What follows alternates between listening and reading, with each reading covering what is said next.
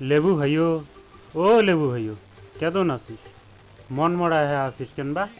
খুব ভয়ত আছং রে ভাই। হ্যাঁ, কি ফির হইল? আজ বিয়ে নে মোর বগলের টাক ছিঁড়ি নিয়ে গেল রে ভাইও। খুব চিন্তিত আছং, মুখবেন কুম্বলা ছেড়ে। হয় রে ভাইও, আমার গুলের তো কপালত ইয়ে হয়ে লেহা। সেদিন নে দুনিয়াতে আসলাম, তাতে হুর ধরি খাওয়া খাওয়ি। তোমাক তো তাও পাহে খায়। আমার গুলেক যে ফির কাটিয়ে উপসেত হয় 7 দিন, তার উপরে নাগায় মেডিসিন।